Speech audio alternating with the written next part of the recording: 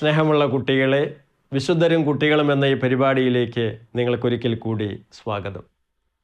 നമ്മൾ ഈ ദിവസങ്ങളിൽ പഠിച്ചുകൊണ്ടിരിക്കുന്നത് മാർച്ച് മാസത്തിൻ്റെ പ്രത്യേകതയായ വിശുദ്ധ യൗസേപ്പിതാവിനെ കുറിച്ചാണ്. മാർച്ച് 19 നിങ്ങൾക്കറിയാവുന്നതുപോലെ നന്മരണത്തിൻ്റെ മധ്യസ്ഥനായിട്ടുള്ള വിശുദ്ധ യൗസേപ്പിതാവിൻ്റെ തിരുനാളാണ്. വിശുദ്ധ യൗസേപ്പിതാവിൻ്റെ മറ്റൊരു തിരുനാൾ എന്നാണെന്ന് നിങ്ങൾക്കറിയുമായിരിക്കും. അത് മെയ് 1 തീയതിയാണ്. തൊഴിലാളി മധ്യസ്ഥനായ വിശുദ്ധ യൗസേപ്പിതാവിൻ്റെ തിരുനാൾ. ഇങ്ങനെ ഈ 2 തിരുനാളുകളാണ് ഏറ്റവും പ്രധാനമായി വിശുദ്ധ യൗസേപ്പിതാവുമായിട്ട് ബന്ധപ്പെട്ട് നമ്മൾ ആഘോഷിക്കാറുള്ളത്.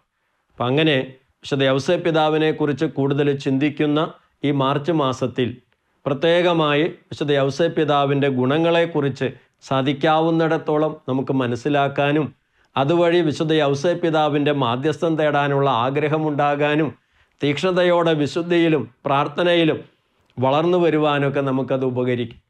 ഇപ്പം ഇന്ന് നമ്മൾ പ്രത്യേകമായിട്ട് മനസ്സിലാക്കാനായിട്ട് ശ്രമിക്കുന്നത് മറ്റുള്ളവർക്ക് വേണ്ടി ജീവിച്ച വിശുദ്ധ യൗസേപ്പാണ്.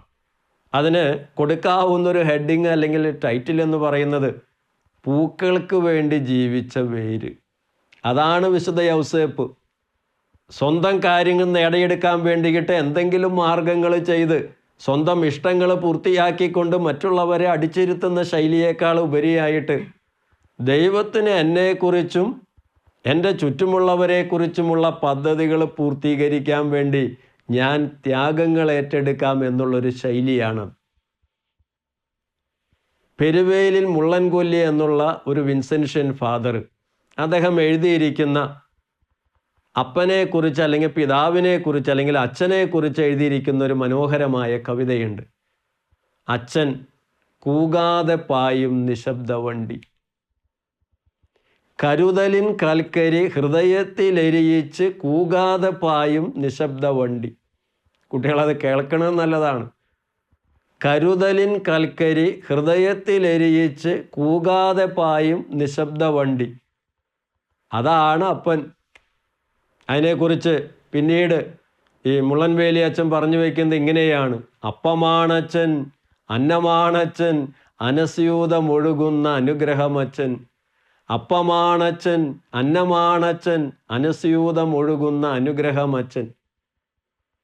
കായ്കൾക്കും പൂക്കൾക്കും വെള്ളവും വളവും എത്തിച്ചു കൊടുത്ത് അവരെ വളർത്തിയെടുക്കുന്നതിൽ ശ്രദ്ധയോടുകൂടെ മുന്നോട്ട് പോകുന്ന വേര് പോലെ മണ്ണിനടിയിലിരുന്ന് മറ്റാരാലും ശ്രദ്ധിക്കപ്പെടാതെ ഈ ചെടിക്ക് ശാഖകൾക്ക് ആവശ്യമായ ഈ തായ്തണ്ടിന് ആവശ്യമായ കാര്യങ്ങളൊക്കെ ചെയ്തു കൊടുത്ത് അതിൽ പൂക്കളും കായ്കളും ഒക്കെ ഉണ്ടായി കാണുമ്പോൾ മനസ്സിൽ സംതൃപ്തി കണ്ടെത്തുന്ന വേരിനെ പോലെ ജനശ്രദ്ധ ആകർഷിക്കാതെ ലോകശ്രദ്ധ ആകർഷിക്കാതെ മണ്ണിനടിയിലിരുന്ന് വലിയ ശ്രദ്ധകളിലേക്ക് പോകാതെ എന്നാൽ ത്യാഗപൂർവം ദൈവം തന്നെ ഏൽപ്പിച്ച ഓരോ കർത്തവ്യങ്ങളും കൃത്യതയോടുകൂടിയിട്ട് ചെയ്തു തീർത്ത് ദൈവത്തിന് തന്നെക്കുറിച്ചും മറ്റുള്ളവരെക്കുറിച്ചുള്ള സ്വപ്നങ്ങൾ പൂർത്തീകരിക്കാൻ വേണ്ടിയിട്ട് കഠിനാധ്വാനം ചെയ്ത ഒരു യോഗി വര്യൻ. നമ്മൾ പലപ്പോഴും പ്രായം ചെന്ന ഒരു വ്യക്തിയായിട്ടാണ് വിശുദ്ധ യൗസേപ്പിനെ പലരും മനസ്സിലാക്കുക. എന്നാൽ തീക്ഷ്ണതയുള്ളൊരു ചെറുപ്പക്കാരനായിരുന്നു വിശുദ്ധ യൗസേപ്പ്.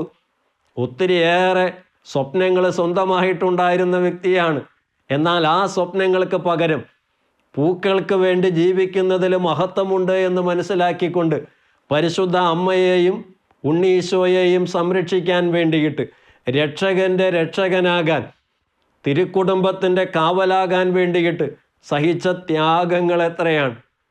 നമ്മളെ ഭരമേൽപ്പിക്കുന്ന നമ്മുടെ ചുറ്റുപാടുമുള്ള മനുഷ്യർ, നമ്മളായിരിക്കുന്ന നാട്ടിൽ, സ്കൂളിൽ, വീട്ടിൽ, അവിടെയൊക്കെ മറ്റുള്ളവർക്ക് വേണ്ടി പ്രാർത്ഥിക്കാനായിട്ട് അവരെ അനുസരിക്കാനും അവർക്ക് ചെയ്തു കൊടുക്കാവുന്ന കാര്യങ്ങളൊക്കെ ചെയ്തു കൊടുത്ത് വളരാനും വിശുദ്ധ യൗസേപ്പ് നമ്മുടെ മുൻപിൽ തെളിഞ്ഞു നിൽക്കുന്നൊരു നക്ഷത്രമായിട്ട് നിൽക്കുകയാണ്. എത്രയോ സ്വപ്നങ്ങൾ സ്വന്തമായിട്ടുണ്ടെങ്കിലും താനായിരിക്കുന്ന ഇടങ്ങളിൽ വളരെയേറെ കർത്തവ്യബോധത്തോടു കൂടിയിട്ട് കാര്യങ്ങൾ ചെയ്യുക. വിശുദ്ധ യൗസേപ്പിൻ്റെ ശൈലി അതായിരുന്നു. വേരുകൾ എത്രമാത്രം മണ്ണിനടിയിലിരുന്ന് പൂക്കളും കായ്കളും ഉണ്ടാകാൻ വേണ്ടിയിട്ട് വെള്ളവും വളവും എത്തിച്ചു കൊടുക്കുന്നതിൽ ശ്രദ്ധ കേന്ദ്രീകരിക്കുന്നുവോ അതിലാണ് ഈ വേരുകളുടെ മിടുക്കിയിരിക്കുന്നത്. ആയിരക്കണക്കിന് അധ്യാപകരെക്കാളും മികവുറ്റതാണ് സ്നേഹമുള്ളൊരു പിതാവ് എന്നത് നമുക്ക് മറക്കാതിരിക്കാം. ഈ പിതാവ് താൻ മറ്റുള്ളവരാൽ അറിയപ്പെട്ടില്ലെങ്കിലും, താൻ ഒത്തിരിയേറെ പ്രശംസിക്കപ്പെട്ടില്ലെങ്കിലും, തന്നെ ഭരമേൽപ്പിച്ചവരുടെ കാര്യങ്ങൾ കൃത്യമായും വ്യക്തമായിട്ടൊക്കെ ചെയ്ത് അവരെ വളർത്തിക്കൊണ്ടുവന്ന് അവരുടെ സ്വപ്നങ്ങൾ പൂവണിയിക്കുന്നതിൽ വളരെ പ്രധാനപ്പെട്ട പങ്ക് വഹിച്ച് ആത്മസംതൃപ്തി കണ്ടെത്താനായിട്ട് വിശുദ്ധ ഔസേപ്പിന് കഴിഞ്ഞു എന്നുള്ളത് വളരെ പ്രധാനപ്പെട്ട ഒരു കാര്യമാണ്. അപ്പോൾ നമ്മൾ വിശുദ്ധ ഔസേപ്പ് പിതാവിൻ്റെ ഗുണഗണങ്ങളെക്കുറിച്ച് പഠിച്ചു. വിശുദ്ധ ഔസേപ്പ് പിതാവ് എല്ലാ കാര്യങ്ങളുടെയും സ്വർഗീയ മധ്യസ്ഥനാണ് എന്ന് വിശുദ്ധ അമ്മ ത്രേസ്യ പുണ്യവതി പറഞ്ഞ കാര്യങ്ങൾ പഠിച്ചു. അതോടൊപ്പം തന്നെ മറക്കാതെ നമ്മുടെ മനസ്സിൽ കാത്തു സൂക്ഷിക്കേണ്ട ഒരു കാര്യമാണ്, മറ്റുള്ളവരുടെ ജീവിതത്തിൽ നന്മകൾ ഉണ്ടാകുമ്പോൾ അസൂയപ്പെടുന്നതിന് പകരം അവരനുഭവിച്ച ത്യാഗങ്ങൾ ഓർക്കാനും, ഇതുപോലെ തന്നെ മറ്റുള്ളവരുടെ സ്വപ്നങ്ങൾ പൂവണിയാൻ വേണ്ടിയിട്ട് എനിക്കെന്ത് ത്യാഗം അനുഷ്ഠിക്കാം, അതിന് തയ്യാറായ വിശുദ്ധ ഔസേപ്പ് പിതാവിൻ്റെ മക്കളാണ് ഞങ്ങൾ എന്നുള്ള രീതിയിൽ ദൈവത്തിന് മറ്റുള്ളവരെക്കുറിച്ചുള്ള സ്വപ്നങ്ങൾ പൂവണിയാൻ വേണ്ടിയിട്ട് ത്യാഗങ്ങൾ അനുഷ്ഠിച്ച വിശുദ്ധ ഔസേപ്പ് പിതാവിൻ്റെ മക്കളായിട്ടുള്ള നമ്മളും ഇതേ രീതി തന്നെയാണ് അവലംബിക്കേണ്ടത്. തായ്തടിയിൽ കായ്കളും പൂക്കളും ധാരാളമായി ഉണ്ടാകാൻ വേണ്ടിയിട്ട് ത്യാഗങ്ങൾ അനുഷ്ഠിച്ച അലിവുള്ള കരുണയുള്ള ഈ പിതാവിനെ പോലെ തന്നെ ത്യാഗങ്ങൾ അനുഷ്ഠിച്ചുകൊണ്ട് തന്നെ മറ്റുള്ളവരുടെ ജീവിതങ്ങൾ ധന്യമാക്കാനായിട്ട് കുട്ടികളായ നിങ്ങൾക്ക് കഴിയും. നമ്മളായിരിക്കുന്ന വീട്ടിലും നമ്മളായിരിക്കുന്ന നാട്ടിലും കാര്യങ്ങൾ ക്രമപ്പെടുത്താനായിട്ട് ഒത്തിരിയേറെ നന്മയിൽ അടിയുറച്ച് വളരാനായിട്ട് നിങ്ങൾക്ക് സാധിക്കും. വിശുദ്ധ ഔസേപ്പ് പിതാവിൻ്റെ മാധ്യസ്ഥം തേടിയാൽ ഇത്രയേറെ സ്നേഹമുള്ള ഈ പിതാവ്, പൂക്കൾക്ക് വേണ്ടി ജീവിച്ച വേര്, ഇത്രയും മഹത്വമുള്ള ത്യാഗസന്നദ്ധമായിട്ടുള്ള മറ്റുള്ളവരുടെ സ്വപ്നങ്ങൾ പൂവണിയാൻ വേണ്ടിയിട്ട് പ്രയത്നിച്ച പിതാവ്, ഈ പിതാവിനെ മനസ്സിലാക്കിയാൽ, ഈ പിതാവിൻ്റെ മാധ്യസ്ഥം തേടിയാൽ ത്യാഗത്തോടുകൂടി എന്നെക്കുറിച്ച് മാത്രമല്ല എൻ്റെ ചുറ്റുമുള്ളവരെക്കുറിച്ചുള്ള സ്വപ്നങ്ങൾ പൂവണിയിക്കാൻ അതിനുവേണ്ടി ഞാൻ മുൻനിരയിൽ നിൽക്കുന്നൊരു വ്യക്തിയായിട്ട് മാറും. കുട്ടികളായിട്ടുള്ള നിങ്ങൾക്കത് സാധിക്കും.